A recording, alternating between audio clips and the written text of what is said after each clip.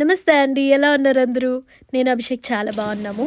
ఈ వీడియోలో నేను చేయబోయేదొచ్చేసి ష్రింప్ బిర్యానీ. ఇందుకోసం నేను ష్రింప్ ఆల్రెడీ పసుపు అండ్ సాల్ట్ వేసుకొని కడిగేసుకున్నాను. ఇప్పుడు ఒక గిన్నెలో ఆనియన్స్ తీసుకున్నాను. దాంట్లోనే పచ్చిమిర్చి, అల్లం వెల్లుల్లి పేస్ట్, లెమన్, ఇంకా పుదీనా అండ్ కొత్తిమీర. దాంట్లోనే నేను ఇక్కడ పిల్లలు వేస్తా ఉన్నారు. దాంట్లోనే నేను డ్రైడ్ ఆనియన్స్ కూడా వేసుకున్నాను. ఇవి కొంచెం అంటే ఫ్రై చేసినవి.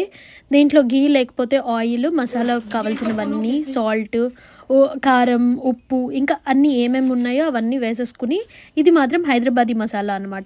మర్చిపోవద్దు, తప్పకుండా వేసుకోండి. ఇందులో కడిగిన ష్రింప్ వేసేసుకున్నాను. ఇది కొంచెం గట్టిగా కలుపుకుంటే ఒకవేళ మ్యారినేషన్ చేసే టైం లేకపోతే కొంచెం తొందరగా పీల్చేసుకుంటుంది అనమాట. అలా కాదు మ్యారినేషన్ చేసుకుంటా అంటే నైట్ చేసేసుకోండి.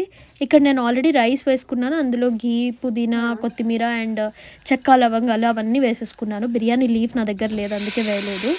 ఇప్పుడు ఇంకొక గిన్నెలో నేను ఆయిల్ కొంచెం, ఘీ కొంచెం వేసి ప్రాన్స్ అన్నిటిని వేసేసుకుని మంచిగా మగ్గనిచ్చే వరకు వేయించుకున్నాను అనమాట. అంతలోపు రైస్ మనకి రెడీ అయిపోయింది, హాఫ్ బాయిల్ అయిపోయి. సో ఇప్పుడు ఆ హాఫ్ బాయిల్ అయిపోయిన రైస్ని నేను ఇక్కడ నెమ్మదిగా పరుచుకున్నాను, లేయర్ బై లేయర్.